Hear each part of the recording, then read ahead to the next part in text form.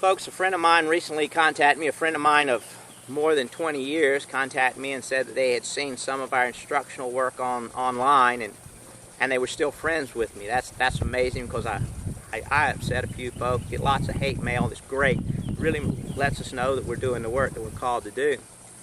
Meanwhile, as we research the text and discuss with people, I find that many people believe that Jesus was a carpenter or a carpenter's son.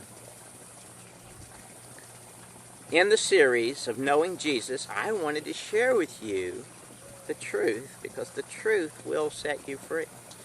And I actually want to post a warning to you. Anyone that tells you he was a carpenter's son, or whatever, you may want to check him out. Of course, we've already checked out Calvary and Golgotha, crucifixion. You may want to check that out. Check that video if you haven't. We just shot it. Here's in the King James text. And the King James is just as fair as anyone. It's not superior, it's not inferior. They're all about level. Each one has a place, has a point, has an opportunity for use. And I'm going to share with you what those are, when to use which one. Stay tuned to our video series. In the King James text, a carpenter or carpenter's son. I asked my producer now to post you the references, all the references in the King James biblical text to carpenter or carpenter's son.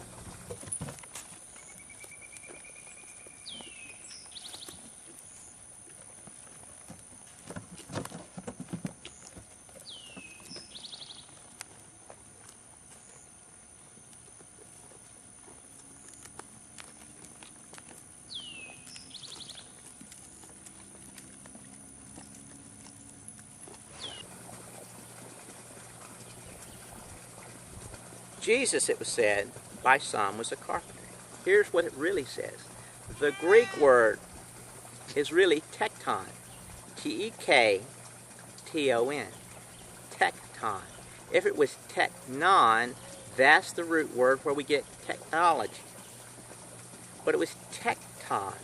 When they did the translation to the King James, they came up with Tekton. They said, what is a Tekton? A Tekton is an artificer. Artificer? That's a strange word. We don't use the word artificer. It's somewhat like the word artisan. He was a creator. Oh my. Imagine the depth if they had used a better translation and said he was an artist, an artisan, a creator of magnitude one has never seen. And it would make him much like the Father, the creator. The connection would have been profound, and when you make the connection, it will be profound for you. But let's research this further. As the King James translation was being done, they said, well, what is an artificer? What is an artisan? He was a builder. Well, builder of what? Well, in the day and the time of the translation, they worked in wood. So they said, well, we'll just call him a carpenter. We'll say he worked with wood.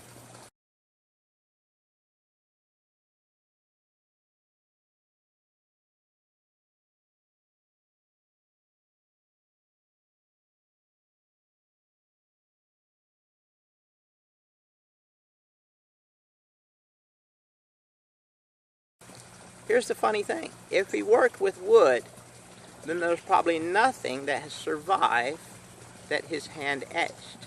And I think there's many things that have survived that his hand touched. If he worked in stone, if he was a potter, a rock sculptor, or a brick mason, then we actually have solid structure that has survived his life in crucifixion. And there's going to be hard archaeological, historical, and scientific proof of some of the things he said.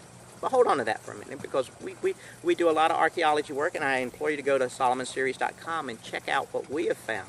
Not what the heretics have found, because we've been taught fantasy, myth, and legend in order to package the story and make it fashionable. It's not about being fashionable, it's about being true.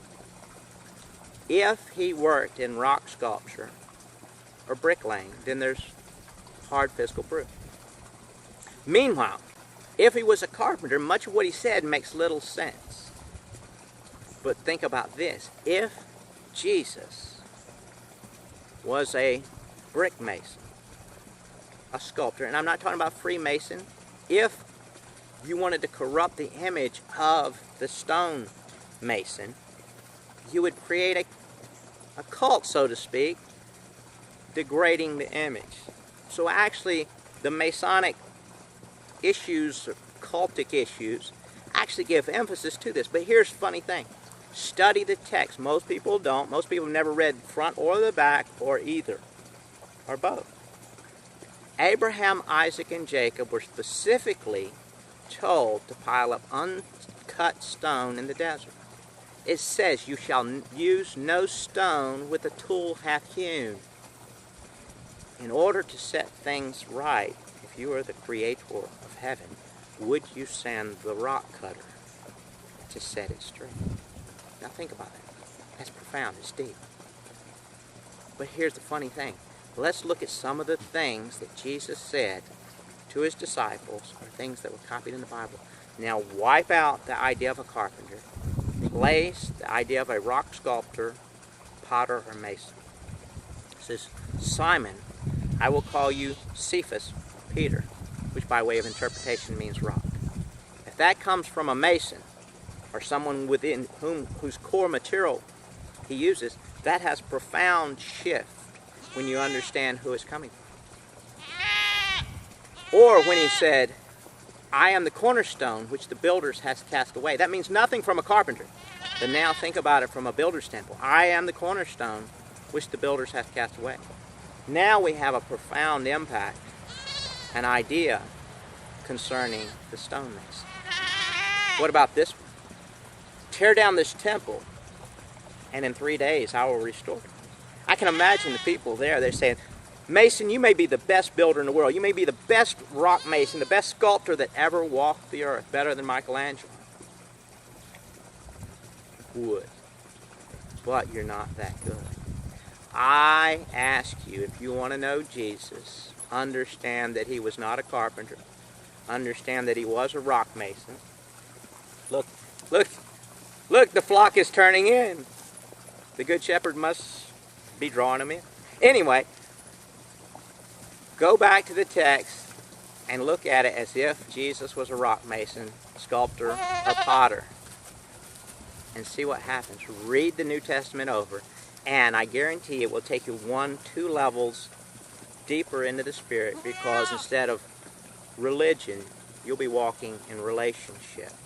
And knowing Jesus in that way, knowing things that we're going to share with you in the Knowing Jesus series, will have a profound impact on your life and those around you. Plus, we're going to reveal some secrets, some rocks, some things hidden in the Middle East. You can go to SolomonSeries.com, continue to follow our series, because the truth will set you free, and we're bringing it to you. Have a good day. Go to SolomonSeries.com.